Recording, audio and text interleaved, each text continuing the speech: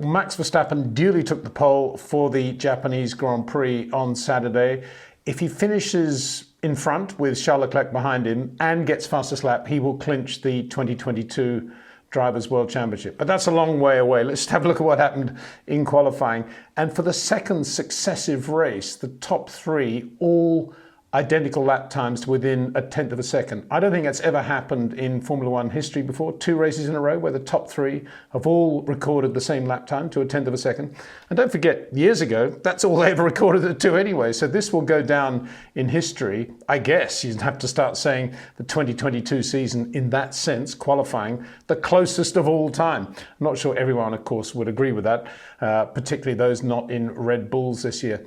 But Max looked really good. Big question mark over his lap, though, over the qualifying result, because before his final run, and he did the same time basically on both runs in Q3, at the end of his first run, he was going very slowly through 130R and gave the car a bit of boot just to get the rear tyres hot again, and lost the back end and was a bit of an angle in the middle of the track. And Lando Norris is coming around very quickly through 130R, had to go onto the grass to avoid him. So that was a very un-Max-like moment, really. I mean, if you're going to be going that slowly, why wasn't it on the side of the track, on the inside?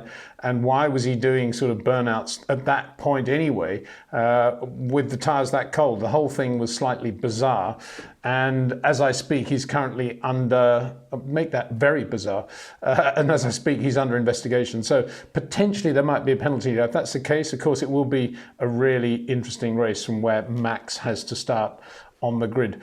But as it stands at the moment, Max, really quick, really good. A lot of homework today, as on Friday, more homework than anybody else, Red Bull that is. And Max thinking through how to use the tyres on the lap. Let's have a look at the comparison of sector times for the top runners in qualifying. You can see there Max with his 29.3, 31.2 in the first sector. Not particularly quick, but he's thinking, got to keep these tyres in good shape. So for sector 3, out of spoon, and obviously going into the chicane, I've got all that grip. You can lose a lot of time through the chicane. So he's actually quickest in sector 3, 17.8. Mediocre sector 2, which was hairpin, spoon, Degner's, 40.3, not brilliant, but not bad. So putting the lap together at 29.3, just got him the pole.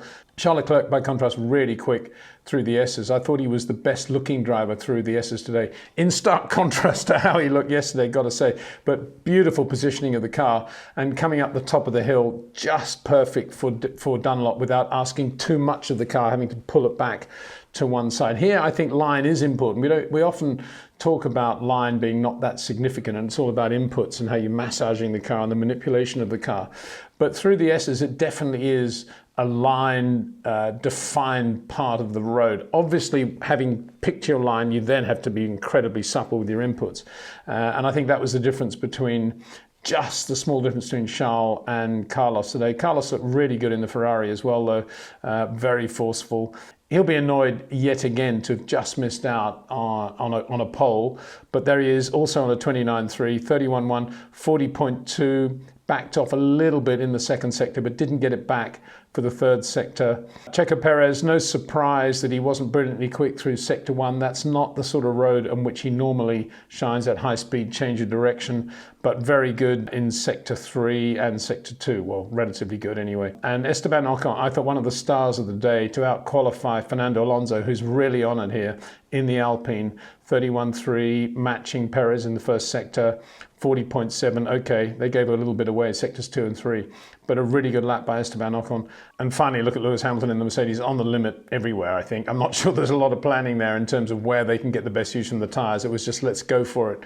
We don't have a lot of top speed. 31.3, 40.7, 18.1. The numbers in brackets at the end, it tell a big story about Mercedes. That is the average speed down the pit straight of Lewis Hamilton, 292, compared with the average speed of the Ferraris and the Red Bulls of 302, 303, Esteban Ocon even 300 in the Alpine. So look at the deficiency Mercedes have got here at Suzuka. That's not power, that's not engine power, that is aero efficiency. It's how much wing they're having to run on the Mercedes, how much downforce they're generating, and they're not getting the speed through the air. And that tells its big story.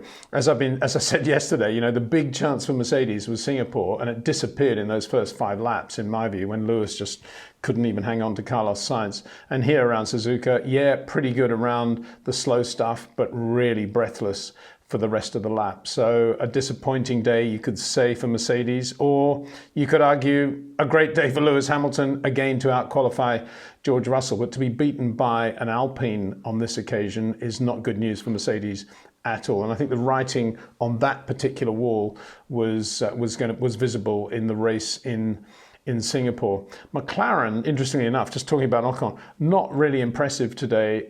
Both Daniel Ricciardo and Lando, well, Daniel Ricciardo actually pretty good, very near Lando in Q1, not far away in Q2, didn't get it through to Q3, and Lando really having to scratch it together to get into Q3, and then ran out of tyres and stayed in the garage basically, but not in anything like the same condition as Alpine around Suzuka, confirming what we saw in qualifying in Singapore, but not in the race, where Lando was just superb in race conditions. But today I thought was the first time I've seen Lando right on the edge and looking a little bit scruffy in the way he was driving, in terms of where he was positioning the car, particularly up through the S's. There was a lot of very violent movements. It looked like they've got some sort of tyre temperature drama going on, and they're just trying to have to work the tyres really hard to get them to work. So yeah, McLaren not looking great at the moment, but as we saw in Singapore, it can all change in the race. Other key performances in qualifying. Fernando Alonso, really good early on, but then had a moment, and that kind of took a little bit out of his momentum. George Russell, good, very good around Suzuka, but nice in a way. It's nice to see the suppleness of Lewis Hamilton, the slightly early corners paying off there just by 1/10 of a second. I say nice, I mean, that's what happened. Sebastian Vettel made it through to Q3 for the first time in since Baku, 10 races ago or something like that. Much glorification of that result, and Seb saying how wonderful it is to be back on a great circuit and everything again.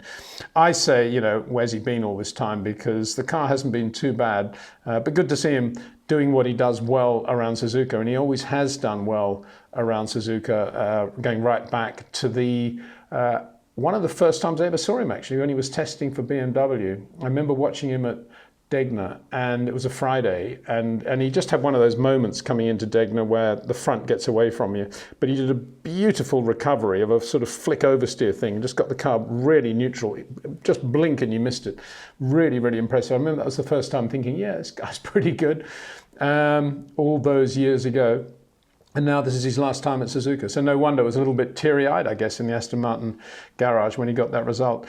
Neither Alfa made it through to Q3, but Valtteri Bottas and Guanyu Zhou looked pretty good, actually. In the end, Valtteri just out-qualified Guanyu, but considering Zhou had never been here before, very good performance. And Mick Schumacher, very good drive as well to out-qualify Kevin Magnussen after that shunt he had yesterday. All sorts of dramas at AlphaTauri in Q1. It looked like they were in great danger again of glazing their brakes. This is something that Pierre Gasly suffered in Canada when he was really quick in FP3, and then in qualifying he glazed the brakes.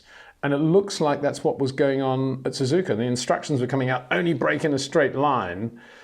Imagine saying that to Lewis Hamilton or Charles Leclerc or Max Verstappen. They'd say, well, do you want me to get out of the car? How can I drive if I've only got to drive in a straight line? Whereas Carlos Sainz will say, well, that's what I always do. What are you on about? Anyway, Pierre, unnecessarily aggressive with the team, I thought, on the radio. A few expletives deleted as he was saying, why is this happening? This is impossible. I mean, just say, why is this happening? I think, Pierre, would be the civilized thing. And equally, Yuki Tsunoda early on I think he got held up by Fernando Alonso or something, or Fernando was behind him and he let him pass, that's right.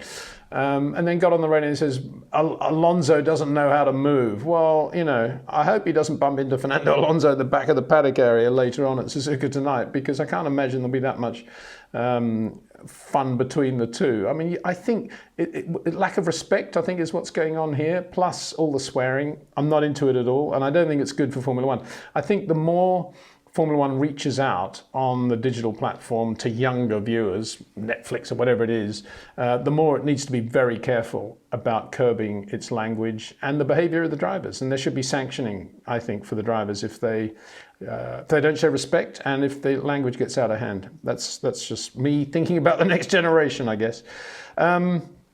Let's have a look at what happened in FP3. As I say, it was really frenetic. Everybody, the Ferraris were out really early. Everybody trying to get in long runs and get in homework, as well as obviously trying to get a setup for qualifying. Let's have a look at what happened. Max Verstappen and Carlos Sainz ran the soft tyre for the long run, and Charles Leclerc the medium, as did Esteban Ocon, George Russell. But Mercedes again split it, this time hard and medium.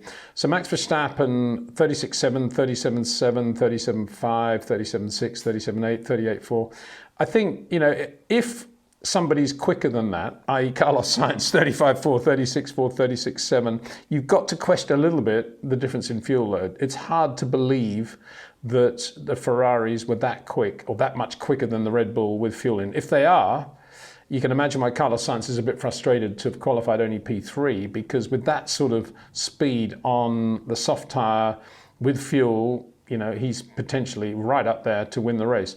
Charles Leclerc was on the medium, and again, looking really good alongside Max. So you've got to say, again, I suspect Ferrari running a little bit less fuel than Red Bull at this point. Bearing in mind, Red Bull did fuel runs yesterday as well. They had nothing to lose by running a massive amount of fuel in the car this morning. And Sergio Perez kind of backing that up on the soft tyre, 39, 37. So, yeah, again, you've just got to say great homework by Red Bull, I think, in the amount of fuel they're running and how quick they were and how consistent they were. Look at the comparison between George Russell and Lewis Hamilton. Lewis, I think, can be pretty happy with that on the hard tyre. He's doing 36.5, 37.4. Not a lot different from George Russell. Okay, George did a 36.6. But having said that, Lewis really consistent on the hard tyre and really good hard work by Lewis. I mean, it can't be a pleasant car to drive around Suzuka and Mercedes on a hard tyre with a heavy load of fuel. And I put Esteban Ocon in as well on the medium tyre, because he's driving so well, and it's a pretty good job there by Alpine. Again, you got to question how much fuel they're running relative to the Max Verstappen pace, but Esteban Ocon looking good in the Alpine. So there we are, that's qualifying. The race tomorrow, the Japanese crowd absolutely packed in Suzuka, waiting perhaps to acclaim Max clinching the title for the second time. Ferrari anyway in good shape, and it could be quite a close race between Charles Leclerc and Carlos Sainz, and it'll be significantly interesting too, I think, to see whether Alpine can continue that race pace. The first time, really, they've shown a definitive pace over Mercedes and out-qualified Mercedes. And Sergio Perez, always around. This isn't his sort of circuit, but he's done a very good job so far in a very good race car. And of course, anything can happen, and Sergio in great shape for a podium finish too. So we'll see what happens tomorrow. Take care. See you then.